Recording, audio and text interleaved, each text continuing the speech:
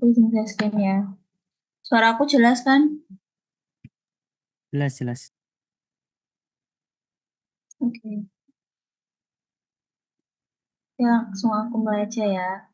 Ini nggak bakal aku jelasin semua, tapi bakalan cuma yang sering keluar aja. Oke. Yang pertama, sistem sirkulasi dulu. Ada jantung sama pembuluh darah.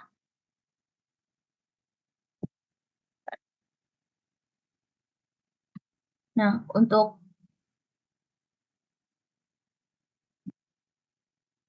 terminologinya itu kalian baca-baca aja, nggak dihafalin tapi kayak dipahamin aja. Terus ini jantung, oke, terus eh di sini sebenarnya kalau di respon tahun lalu sih nggak ada yang keluar sih dari sini sih. Cuman mungkin bisa dipahamin aja yang hormon-hormon ini juga. Terus ini lapisan ini sering keluar, jadi di highlight yang dari dalam keluarnya dihafalin, jangan sampai kebalik-balik. Kalau dalam itu endokardium, yang tengah miokardium, yang paling luar itu epikardium. Terus ini struktur histologisnya. Nah, ini juga diingat-ingat yang endokardium itu dia lebih tebal di atrium daripada di ventrikel. Terus habis itu lapisannya ini diingat-ingat aja. Terus yang serabut Purkinje ini ingat dia adanya di lapisan subendokardium.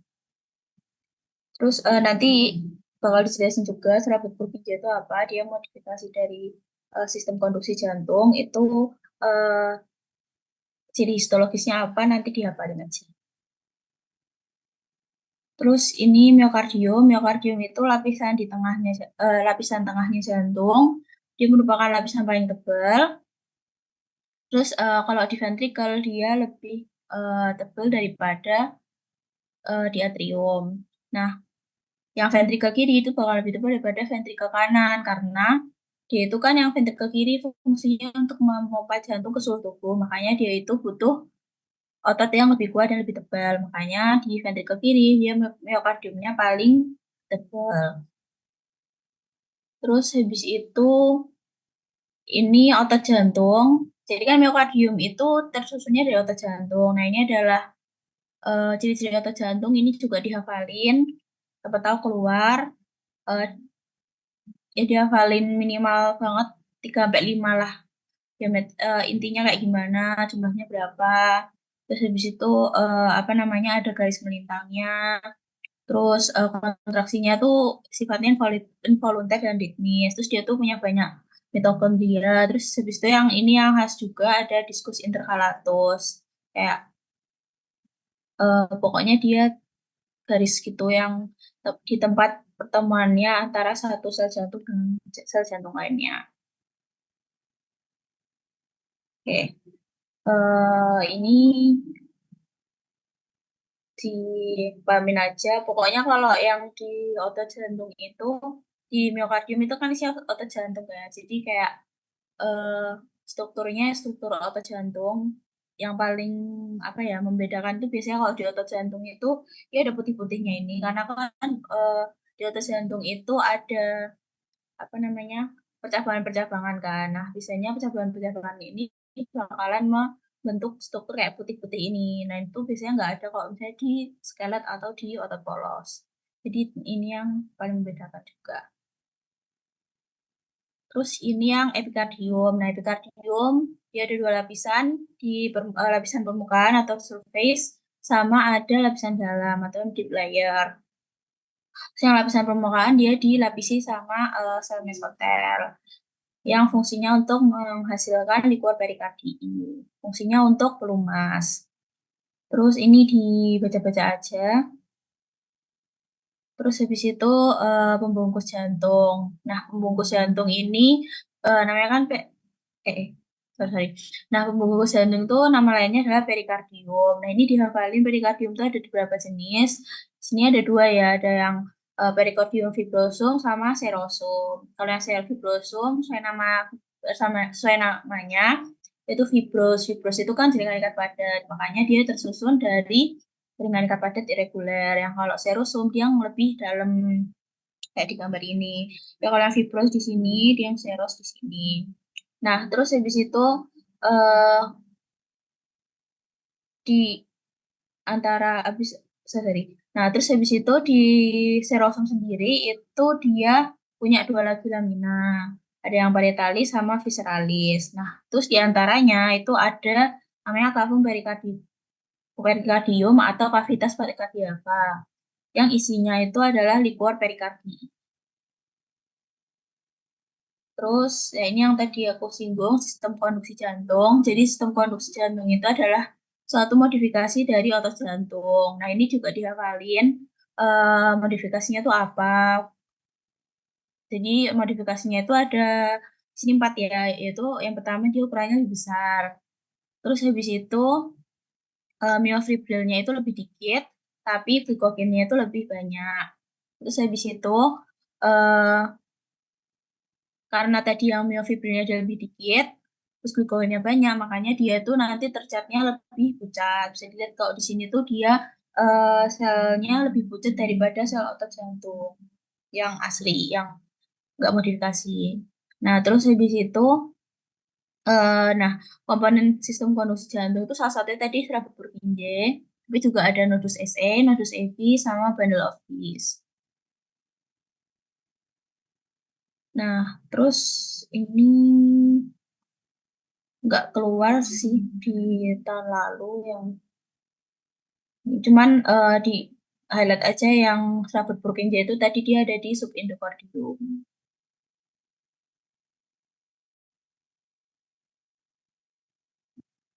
Terus ini di skip aja. Terus struktur lainnya. Nah, struktur lainnya itu kalau di sini itu adalah skeleton cordis. Ini juga keluar di tahun lalu, jadi dihafalin. Itu ada tiga, ada annulus fibrosum, trigonum fibrosum, sama septum membranaceum. Fungsinya untuk karena namanya juga rangka jantung atau skeleton cordis itu kan ya fungsinya untuk menyokong kan menyokong menyokong jantung. Terus dia juga sebagai tempat melekatnya otot jantung sama dia insulator impuls antara atrium dengan ventricle. Terus habis itu eh, ini struktur lainnya juga ada musculi papillaris sama chorda tendinea. Nah, kalau yang muscularis dia bentuknya dia tersusun dari muskulus kan. Nah, dia merupakan tonjolan dari dinding ventrikel ke ruangan ventrikulinya. Terus habis itu nanti dia akan dihubungin lagi sama katupnya oleh si chorda tendinea. Terus ini katup jantung. Katup jantung ada dua ya, ada atrium ventricularis sama valvula semilunaris. Kalau yang di atrium ventricularis yang di dalam jantung ini yang ada dua kan, yang kanan trifus vidalis, yang kiri mitral atau bicuspid. Kalau yang semilunaris itu yang ada di aorta sama arteri pulmonalis. Makanya namanya valvula semilunaris pulmonalis sama valvula semilunaris aorta. Ini dihafalin aja sih itunya apa jenis valvulanya atau katupnya. Ya ini preparat, ini otot jantung, tapi nggak begitu kelihatan sih. Nanti ya aku liatin lebih kelihatan lagi. Pokoknya kalau otot jantung tuh yang paling pas tuh dia ada putih-putihnya ini. Karena tadi dia ada pecahan-pecahan kan itu membentuk kayak struktur putih-putih kayak gini. Kayak gini ini kelihatan banget biasanya. Jangan kebalik sama otot skelet. Terus eh ini skip aja. Kita langsung ke vaskuler aja.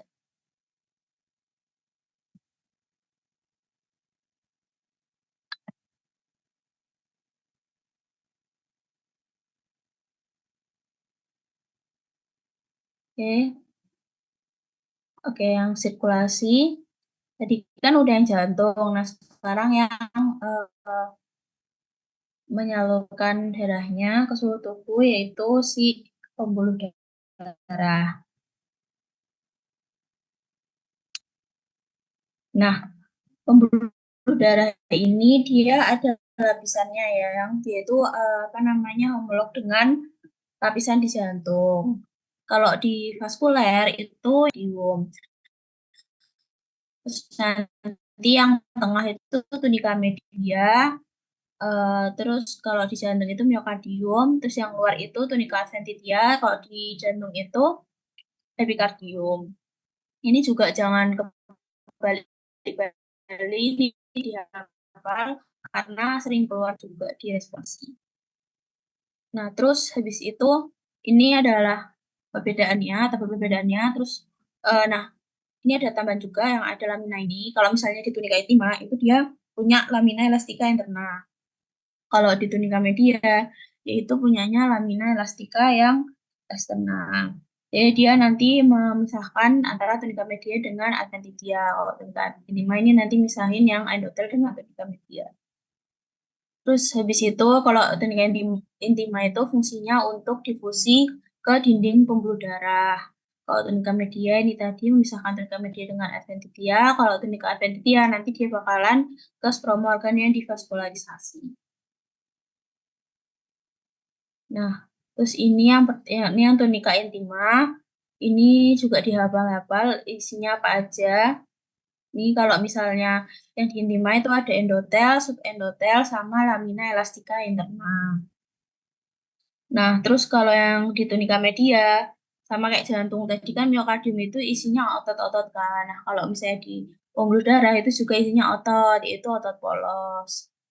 Terus habis itu nanti juga ada serat kayak sabut elastis, serat retikuler, proteoglikan, sama nanti di tunika media tadi ada lamina elastika eksterna. Nah, terus habis itu yang tunika adventitia itu tuh dia lapisan yang terluar, dia tersusun atas kolagen tipe 1 sama serabut elastis, terus nanti juga ada jaringan lemak, terus nanti ada vasa fosforum. Vasa fosforum itu adalah pembuluh darah yang memvaskularisasi pembuluh darah. Nih, jadi vasa fosforum itu adalah pembuluh darah vaskularisasi pembuluh darah. Dia tuh paling banyak di mana? Itu paling banyak di vena. Kenapa? Karena di vena itu kan darahnya udah terdioksigenasi kan, dia udah oksigennya udah dipakai itu, dia banyaknya CO2. Nah, makanya dia butuh nutrisi yang lebih banyak. Makanya fasa fosforumnya dia lebih berkembang. Itu diingat-ingat yang fasa fosforum lebih berkembang itu di vena ya. Itu kadang-kadang keluar juga. Terus ini ciri-ciri sel endotel ini juga dihafal aja. Dia bentuknya pipih, terus dia makin kelumen, makin pendek dan lebar. Terus habis itu semakin besar lumen kapiler, makin pendek dan lebar.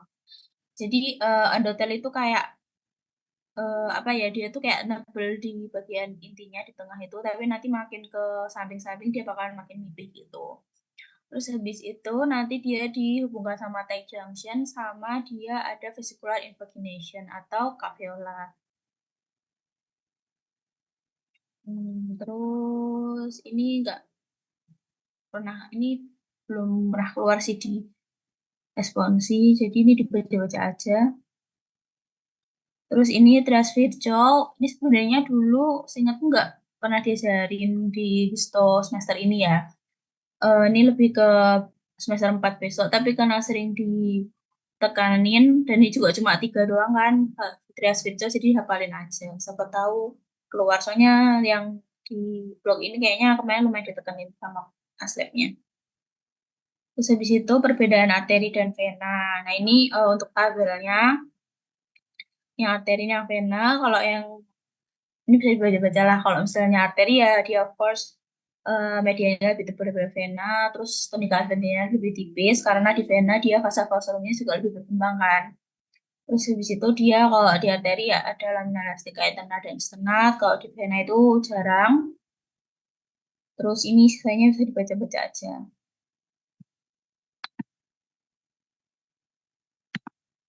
Terus habis itu ini dipahamin aja lah. Tapi yang paling penting adalah di sini kalau di vena ini dia bentuknya kolaps. Kalau arteri dia lebih bulat gitu. Karena dia tunika medianya lebih berkembang, jadi dia lebih intact gitu kan. Jadi dia lebih bulat.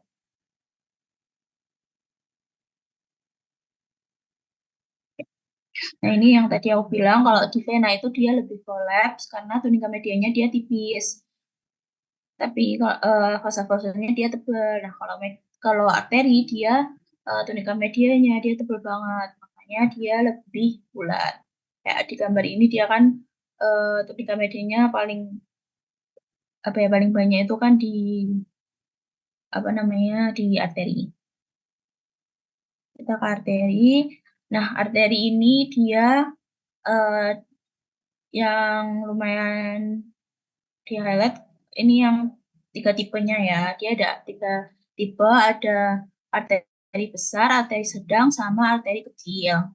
Kalau misalnya arteri besar, dia itu di aorta sama cabangan yang di atas aorta ini. Sama di arteri pulmonalis. Kalau arteri sedang itu yang biasanya udah kayak apa ya, udah namanya tuh kayak nama organ yang divaskularisasi gitu loh, kayak misalnya radialis, femoralis, ulnaris. Terus habis itu yang terakhir itu ada arteri kecil atau arteriol. Nah, kalau yang di preparat histologi itu cuma ada yang arteri besar sama sedang. Jadi nggak usah jadi nggak usah. Kalau misalnya ada apa namanya preparat gitu, jangan ditulis arteri kecil karena nggak mungkin itu dikeluarin gitu. Terus habis itu, nah arteri itu lebih elastis. Nah, yang paling elastis itu arteri yang besar. Nanti ada apa namanya ada preparatnya. Kalau yang arteri besar itu dia ada preparat khusus pengecatan elastis karena dia banyak staf elastisnya. Terus ini juga dibaca-baca, dipahamin. Nah ini yang arteri besar, dia tunika medianya tuh sangat tebal. Nah ini sebenarnya sama media ya, cuman karena kesalahan pewarnaan aja dia kayak beda gitu. Tapi sebenarnya ini sama-sama tunika media yang sama yang lebih gelap ini. Sini arteri sedang, ya apa namanya nggak bisa sebenarnya bisa lumayan kelihatan sih elastisnya kayak nggak sebanyak yang arteri besar. Terus ini arteriol yang kecil-kecil, tapi ini nggak dikeluarin bisa diresolusi karena nggak ada preparat khusus untuk yang arteri kecil. Terus sekarang vena. Nah vena itu juga dia apa namanya punya tiga jenis juga, yaitu ada vena besar, vena sedang, sama vena kecil. Nah ini yang dimana aja juga diapalin aja. Kalau di sto itu cuma ada vena sedang, jadi nggak mungkin besok ditanyain vena besar atau vena kecil. Jadi kalau misalnya kalian lihat ada pembuluh kok kolaps gitu, biasanya vena sedang. Terus ini juga dipahamin aja, dibaca-baca. Ini contoh vena besar, tapi kita nggak punya preparatnya, jadi nggak usah gitu. Nah, terus vena sedang kayak yang udah aku bilang tadi, dia bentuknya kolaps ya, jadi dia nggak bulat gitu kayak arteri. Ini venula. Terus mikrosirkularisasi yaitu adalah arteriol, venula sama kapiler. Nah, ini arteriolnya, ini venulanya, terus nanti dia bakalan banyak anyaman-anyaman gitu yang namanya tuh kapiler. Nah, aku kurang tahu kalian dikasih materi ini juga sama dokter Lisa apa enggak, cuman di angkatanku tuh dulu dokter Lis tuh sempat ngasih slide gitu isinya organ yang anyaman kapilernya itu padat sama yang longgar. Nah, itu tuh dikeluarin di responsi. Kalau yang kalau yang anyaman kapilernya padat itu tuh di organnya tuh biasanya organ yang banyak metabolismenya kayak misalnya paru, hati, ginjal, terus habis itu otot, terus kelenjar-kelenjar gitu. Nah, terus kalau misalnya yang longgar itu kayak misalnya di syaraf, otot polos, tendon. Nanti aku ada kasih soalnya.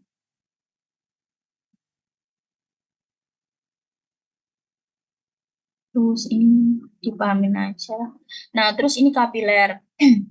kapiler ini juga ciri-cirinya dihafalin, dia pembuluh darah terkecil, terus habis itu dia cuma dilapisi sama satu lapis endotel. Terus nanti dia membentuk anyaman gitu untuk menghubungkan antara arteriol dan venular. Itu tadi aku sempat apa namanya singgung juga yang anyamannya ada yang di organ tuh ada yang anyamannya dia padat, ada yang anyamannya dia itu longgar. Nah, terus dia dikelompokkan jadi 3 tipe. Nah, ini ada kapiler kontinu, kapiler fenestra, sama kapiler sinusoid. Nah, kalau kontinu dia itu eh, paling banyak ya. Kalau kontinu itu dia yang masih utuh semuanya gini. Jadi dia nggak ada bolong-bolong itu. Nah, terus kalau yang berfenestra itu dia mulai bolong-bolong di apa namanya detailnya. Kalau yang sinusoid dia diutuh terus di endotelnya juga bolong-bolong aja. Terus ini untuk preparat, dia aku udah bilang ya kalau misalnya di arteri besar itu dia paling elastis, makanya dia selaput elastisnya itu banyak. Nah, terus habis itu uh, ini yang arteri yang besar yang apa namanya warnaan biasa yang bukan elastis. Terus habis itu ini arteri yang sedang.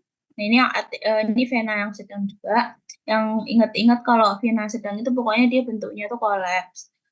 Ini walaupun tunika medianya kelihatannya apa namanya kelihatannya kayak tebal gitu, tapi dia bentuknya kolaps kan. Terus tunika adventitianya dia juga tebal, makanya dia di vena sedang. Nah, ini arteri sedang, lainnya vena. Ada preparat yang dia itu ada 2 pembuluh, jadi yang arteri sedang sama vena sedang. Nanti biasanya cuma kalau mau aman jawab aja dua-duanya, vena sedang sama arteri sedang. Sini juga vena sedang sama arteri sedang. Ini soal-soalnya yang keluar di responsi. Jadi diperhatiin ya. Oke, jadi kalau dari luar dia epikardium, miokardium, sama yang di dalam itu endokardium. Terus ingat juga kalau yang homolognya kalau di pembuluh darah itu tadi yang tunikanya diingat-ingat homolognya sama apa. Terus habis itu dia lapisan arteri yang mengalami perkembangan paling baik tadi di tunika media. Itu diingat-ingat juga sering keluar. Terus kalau yang di vena itu tadi tunika adventitia karena dia fasa-fasa rumahnya banyak. Terus, nah ini yang aku singgung tadi, ini ada di PPT dosen, keluar di responsi tahun lalu. Ini organ yang divaskularisasi oleh anyaman kapiler padat. Itu ada organ ini, ada paru, hati, ginjal, membrana mukosa, kelenjar, otot rangka, sama substansia grisia otak. Ini dihafalin karena bisa aja keluar lagi. Nah, kalau yang kapilernya itu longgar, itu ada tendon, syaraf, otot polos, sama membrana serosa. Terus yang transverso ya tadi ada hypercoagulability, terus vascular injury, sama venostatis. Sini untuk preparatnya tadi udah aku singgung-singgung, nanti bisa dibuat latihan aja. Ini aku udah bikin kayak tak jadiin flashcard. Karena keterbatasan waktu, aku nggak bisa jelasin lebih baik lagi, jadi bisa lanjut ke Mas Mbak yang selanjutnya. Terima kasih, semoga besok responsinya dapat 100.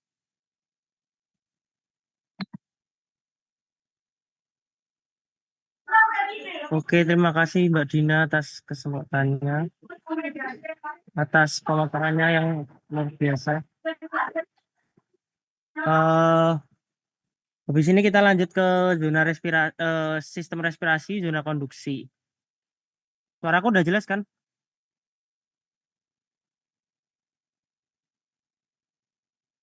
Tolong Dina, aku Jelas, ha? izinkan share screen.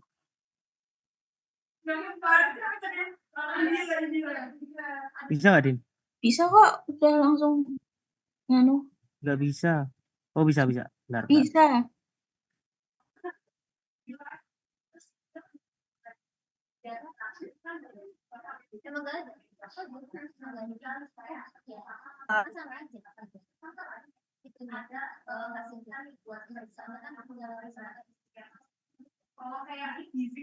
Apa udah kelihatan? Udah, ha?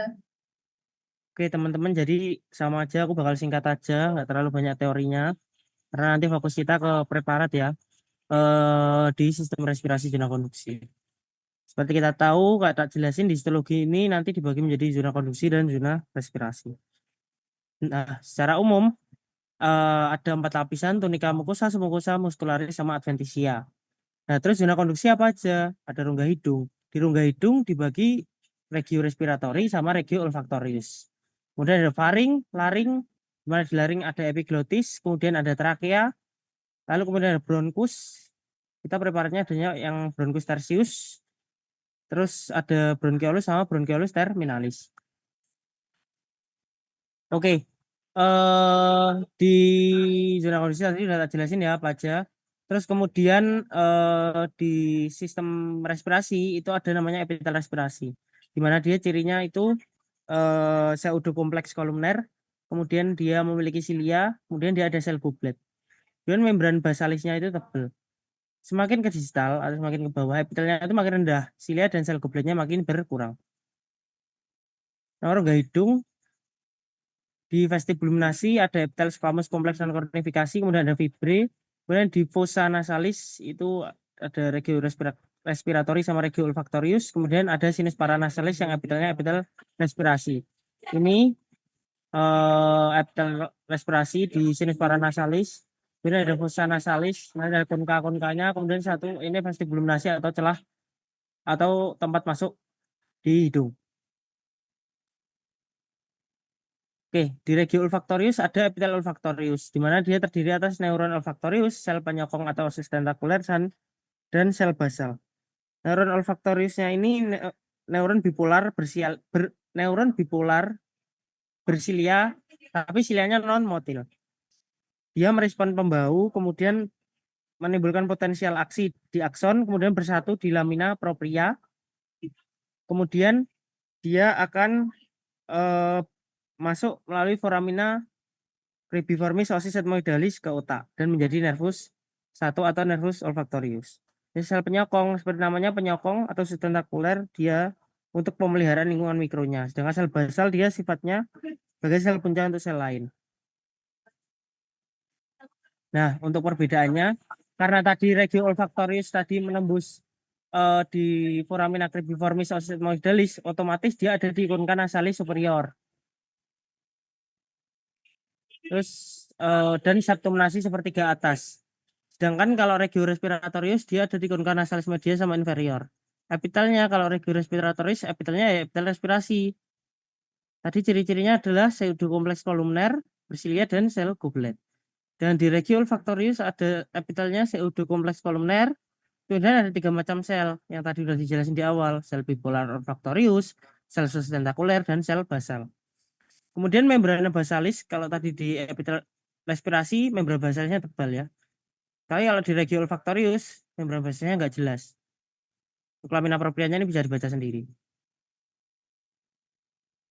Oke, next di faring ada 3 part, nasofaring, orofaring, sama laringofaring. Untuk nasofaring, epitelnya epitel respirasi. Dengan orofaring dan laringofaring, epitelnya squamous kompleks non kornifikasi.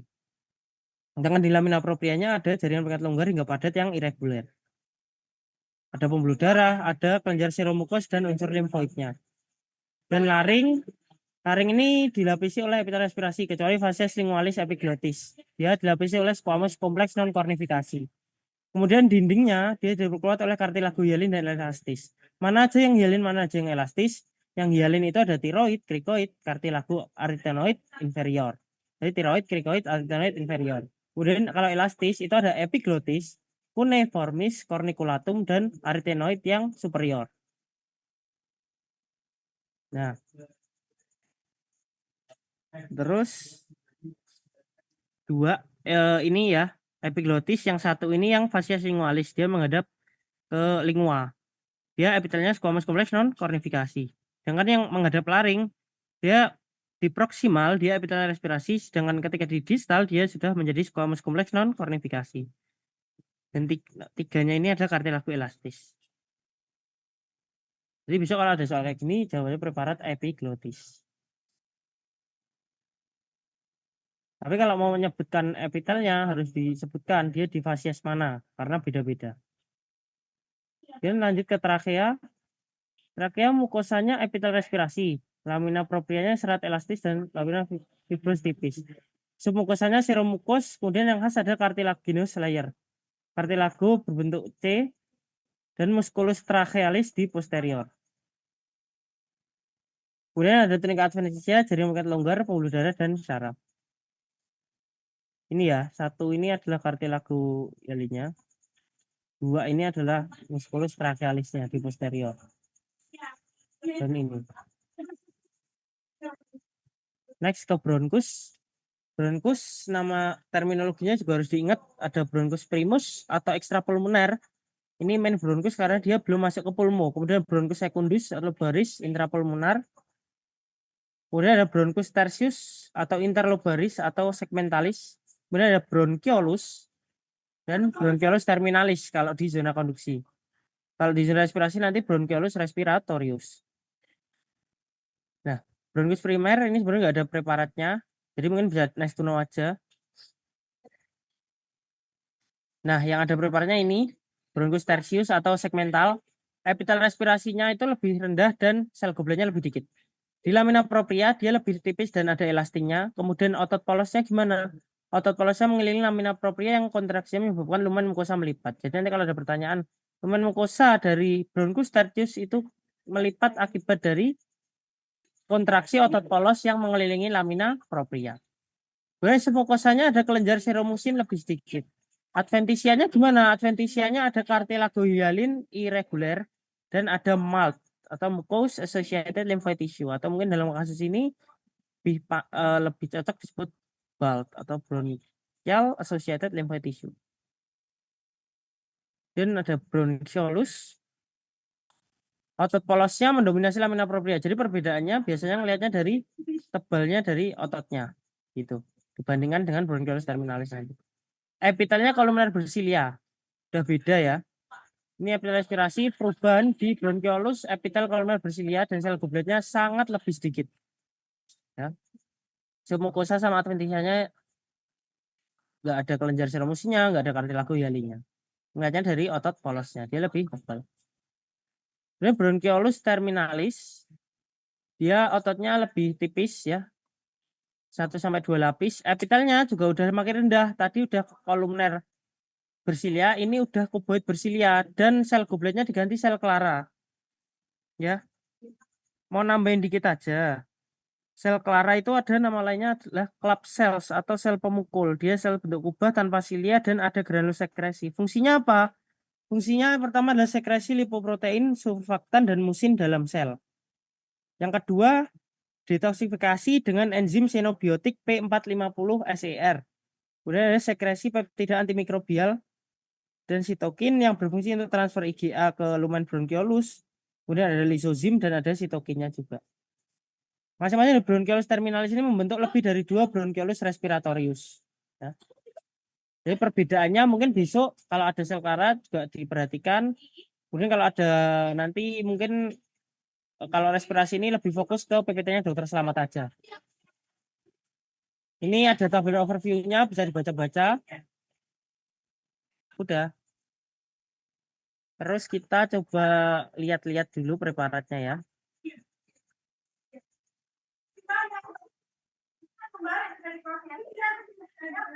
Nah, ini bronchiolus ya. Bronchiolus, ini ototnya jauh lebih tebal ya. Ini kelihatan. Ini bronchiolus terminalis, ototnya lebih sedikit ya ini ya. Tipis. Juga terminalis juga ini ototnya nih tipis banget nih. Ya. Ini ototnya tipis. Ini terminalis. Ini juga terminalis juga. Ini bronchiolus ya, ini masih tebel ini. Epitelnya pulmoner. Ini juga tadi sama bronchiolus. Nah, ini bronchus tertius ini. Ya. Bronchus tertius.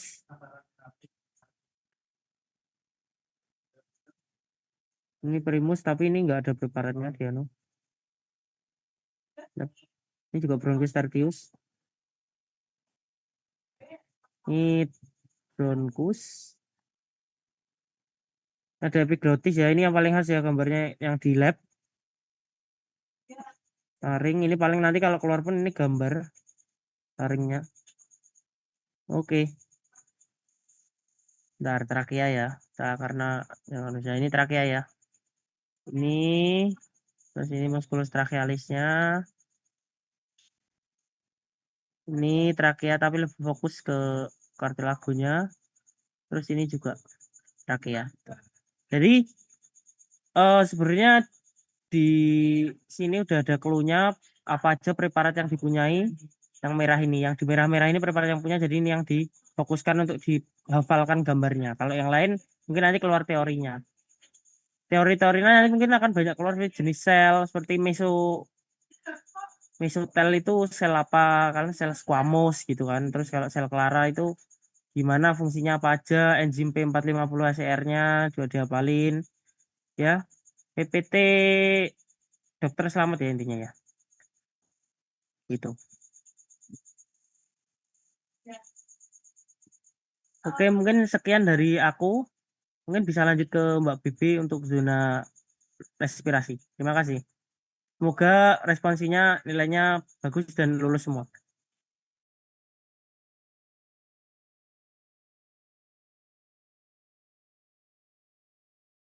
Oke, halo semua, selamat malam.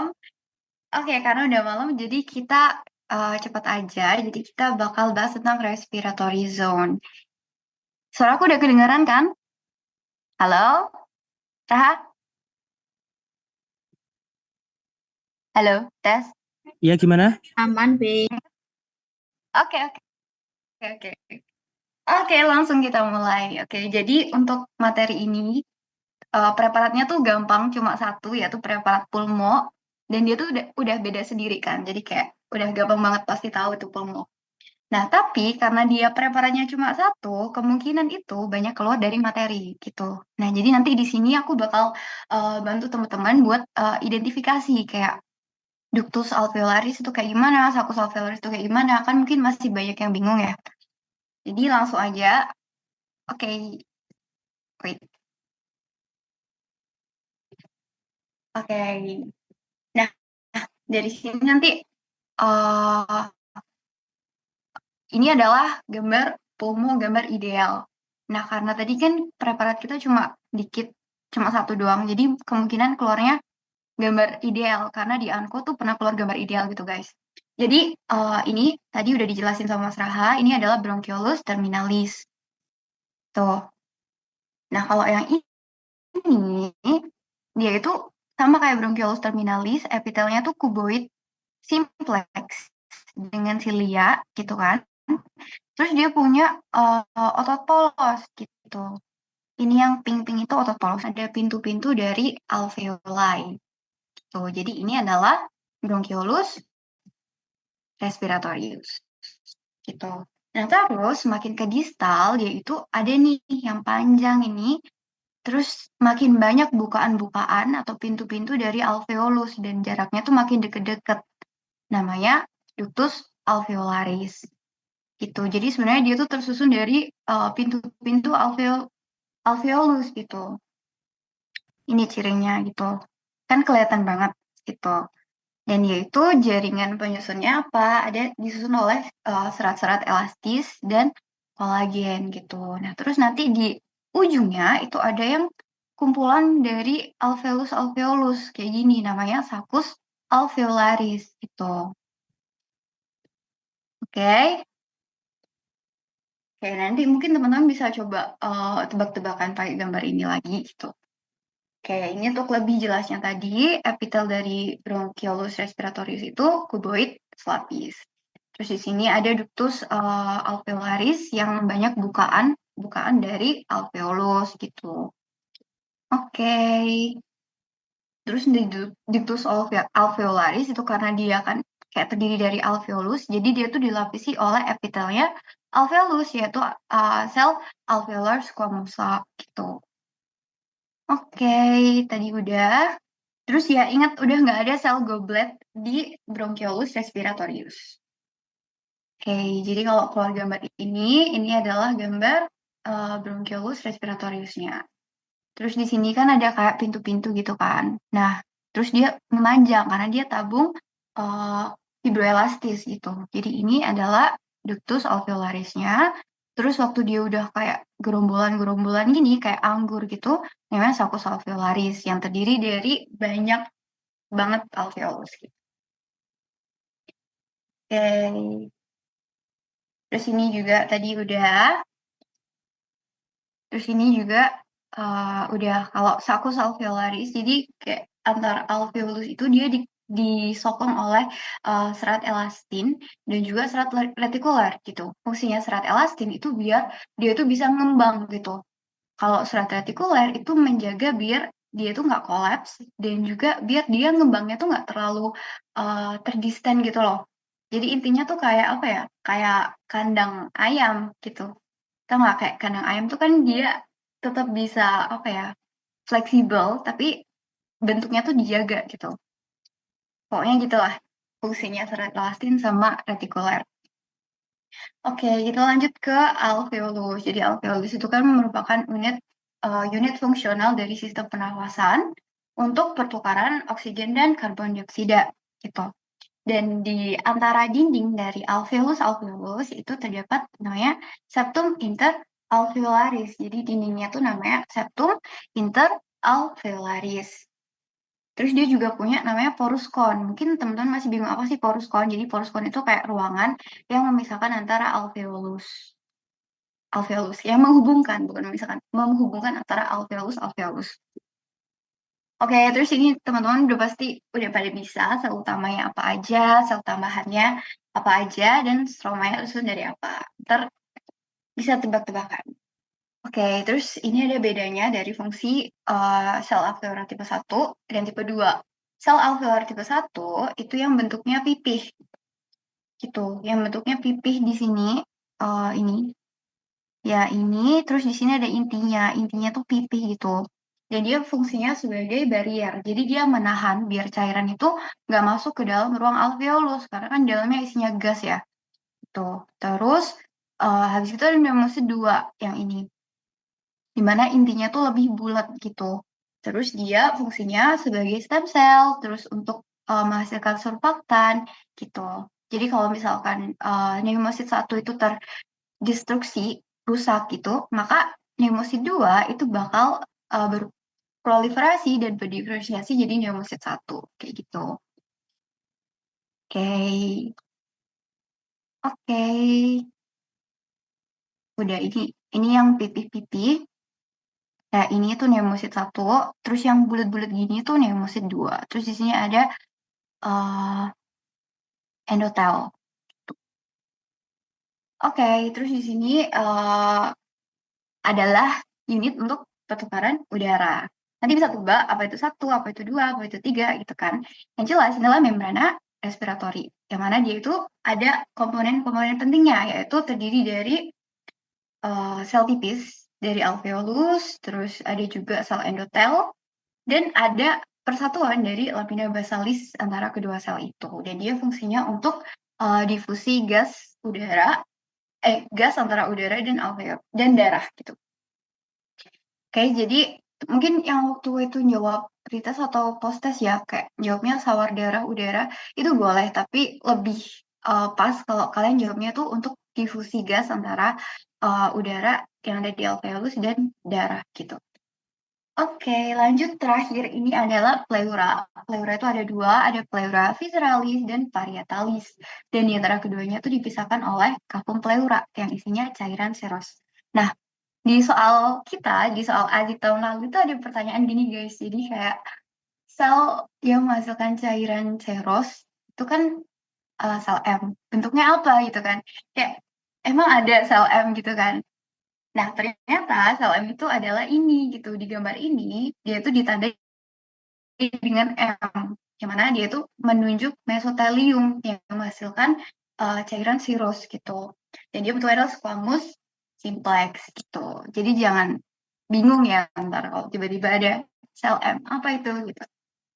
Oke, dan terus ini ada preparat ya, udah pasti kayak beda sendiri, kayak pokoknya banyak bulat-bulat gini, banyak ruangan-ruangan gini, namanya pulmo gitu.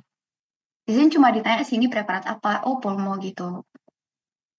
Oke, udah selesai. Mungkin aku balikin ke Mas Rahas, sekian dari aku.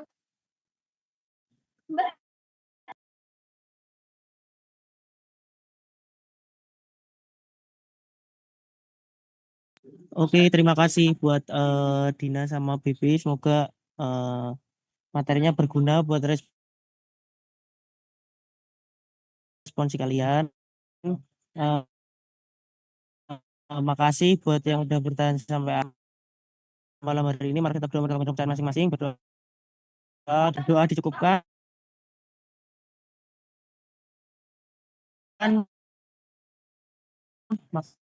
Makasih Coach Traver. Makasih Dina, makasih Bibi.